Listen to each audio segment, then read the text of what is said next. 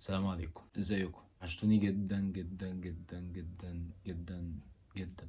انا عارف ان انا بقالي كتير قوي مقصر وبقالي كتير قوي مش بنزل فيديوهات، بس ضغوط الحياه يا جماعه والله يعني بجد غصب عني. المهم ان انا جاي اكلمكم النهارده في موضوع شائك جدا، وموضوع يعني اتهرس تقريبا مفيش حد مننا ما عداش عليه الفتره اللي هو فيها كان طالب في الكليه وكان عايز يجيب فلوس او يقدر على الاقل يكفر طريقه ومواصلاته، الحاجات اللي هو نفسه يشتريها او كده جنب الجامعه، وما عندوش وقت خالص ان هو يقدر يشتغل وظيفة فول تايم او ان هو اصلا يجيب مصدر دخل لاي حاجة عايز يشتريها في حياته. يعني فانا جبت لك في الفيديو دوت 3 طرق تقدر بيهم انك تجيب وظيفة تقدر بيها انك تكفر على الاقل اقل مينيمم، اقل واحده فيهم تقدر تكفر بيها مواصلاتك وحاجاتك ومتطلباتك الجامعيه البدائيه جدا العاديه طول حياتك وطول فترتك الجامعيه. اكتر واحده فيهم طبعا لو انت قدرت تنجح فيها قوي تقدر تكون مصدر دخل وتفتح لك بيت عامه، بس انت على حسب انت وشطارتك.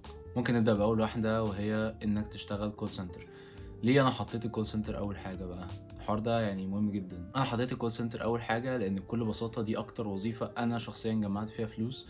هي مرهقه جدا بدنيا ونفسيا وجسمانيا، وبتقعد في الشفت ساعات لا نهائيه حرفيا، بتحس ان الوقت هناك بيمر ببطء رهيب. طبعا لو انت قدامك اختيارين او يمكن 3 اختيارات كمان، الاختيار الاولاني انك تشتغل كول سنتر انجلش في شركة انترناشونال او شركة ناشونال عادي جدا. انا ممكن علشان عندي خبرة في الشركات الاجنبيه او اشتغلت كول سنتر انجلش، فممكن اشير الاكسبيرينس دي معاكم. بكل بساطه مبدئيا انجلش يعني في 2022 بيزك سالري ما يقلش عن 4000 جنيه، 4.5 مثلا في الشهر الواحد. ده بيزك سالري من غير اي كي بي ايز، فاحنا كده بنتكلم في ارقام. يعني انت 4000 جنيه لو ما كفكش في الشهر كطالب معكش مسؤوليات، فدي مشكلتك عامه مش مشكلتنا احنا. طبعا الموضوع بيوصل لفوق خالص وبيوصل أرقام خزعبلية، يعني ممكن 4 افريج 6 7 8 10 بالكي بي ايز. لو انت جامد جدا ممكن توصل ل 15 20 بالريفير والحاجات ديت. المجال واسع قوي، ممكن نعمل فيديو مخصوص علشانه لو انتوا شايفين ان هي حاجة مهتمين بيها او ممكن نتكلم عليها الفترة الجاية. فانا ممكن اتكلم في فيديو مخصوص عن الكول سنتر، بس هي عامة فيديوهاته مالية النت حرفيا. يعني اكتب كده كول سنتر انجلش هتلاقي كل حاجة في العالم. بالنسبة لتاني حاجة اللي هي تاني حاجة جوه النقطة الفرعية، وهي الكول سنتر عربي. كول سنتر عربي مش برجحه أوي لأي حد لأن السالري بتاعه قليل شوية إلى حد ما. الإنجليش مش محتاجك إنك تكون جامد موت في الإنجليش، عادي ممكن تكون حد بيتكلم إنجليزي كده طبيعي جدا وتخش وتقدم وهتعدي. عدتش مرة هتعدي تاني، جرب مرة 2 3 هتخش في الآخر. لكن العربي مقارنة بالسعر بتاعه بتبقى أرقام كلها 2000 جنيه وبتاع. الرقم ده متهيأليش إن هو ممكن يكفيك، بس الى حد ما هتحتاج اكتر من كده. وطالما في اوبشن انك تجرب انجلش ليه لا؟ يعني ممكن تقوي نفسك شويه في الانجليش وتجرب انجلش، وعادي خد شهر شهرين 3 4 5 قوي نفسك في الانجليزي وبعد كده قدم.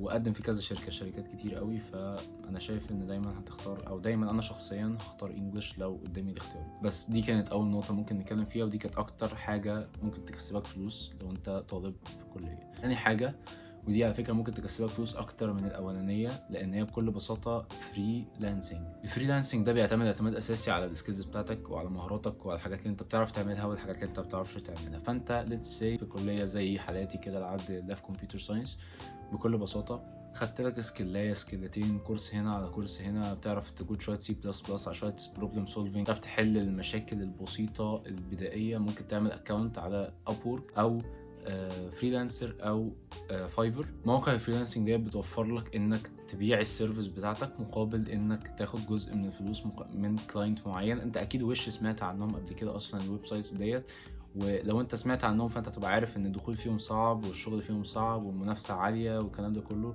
عايز اقول لك ان الكلام ده كله هوكس. هو ده موجود، بس انت فعلا ما تبصش حواليك وما ينفعش ابدا تقارن نفسك باي حد جوه. خليك يونيك، علم من نفسك، زود السكيلز بتاعتك. انا شخصيا كنت دخلت، بس انا ما دخلتش كودينج، انا دخلت كونتنت رايتر على ابورك. وفعلا الموضوع كان مجزي، وفعلا في حاجات لو انت بس محتاج مثابره ومحتاج منك اصرار وانك تحسن السكيلز بتاعتك، تتعلم اكتر عن الحاجه اللي انت بتوفرها وبتبروفايدها، علشان من الاخر كده محدش يضحك عليك يعني. وده ممكن ياخدنا النقطة هنعمل لها فيديو مخصوص بقى، حرفيا هيتعمل لها فيديو مخصوص، وهي اصلا انت اصلا سيرفيس، انت اصلا فاليو. يعني انت محتاج تتعلم حاجة علشان تجيب مصدر دخل، عشان يبقى عندك فلوس اصلا محتاج تكون بتقدم حاجة. فده محتاجين نتكلم في فيديو مخصوص، فان شاء الله الفترة الجاية انتظروا الفيديو الجميل ده. تالت واخر حاجه ممكن اتكلم معاكم عليها وهي بكل بساطه اليونيفرسيتي بارت تايم جوبز. دي انا خليتها اخر حاجه نظرا لان هي بتختلف من جامعه للتانيه. لو انت في جامعه حكومه ممكن ما تلاقيش حاجه زي كده عندك، ممكن تلاقي الله اعلم، بس دايما بيبقى فيه في جامعات معينه اوبشن كده انك تشتغل وظيفه جنب الجامعه جوه الجامعه.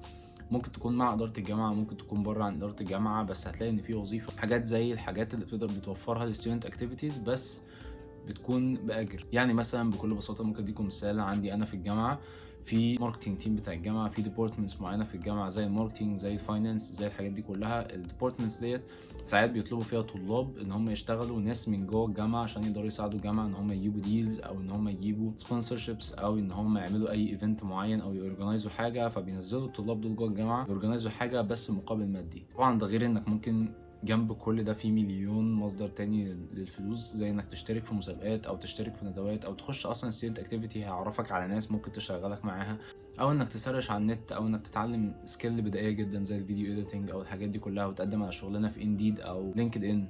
بس في مليون طريقه انك تجيب فيها فلوس، بس انت محتاج تبرين ستورم، محتاج ما تقعش في فخ التفكير وانك تقع في فخ ان انا اعمل ده ولا ده ولا ده ولا ده. محتاج تحدد بالراحه انت قدامك ايه احسن حاجه من اللي انا قلته دوت كله ممكن يكون متوفر لك، او انت حاسس ان في بوتنشال، او انت حاسس ان انت ممكن تجيب منه مصدر دخل.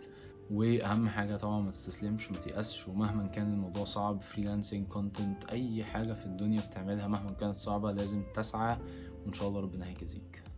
عايز اقول لك شكرا جدا لو انت كملت لحد دلوقتي. انا عارف ان انا ساعات بكون ممل كده، بس يعني والله بحبك. اشوفكم ان شاء الله في الفيديو الجاي.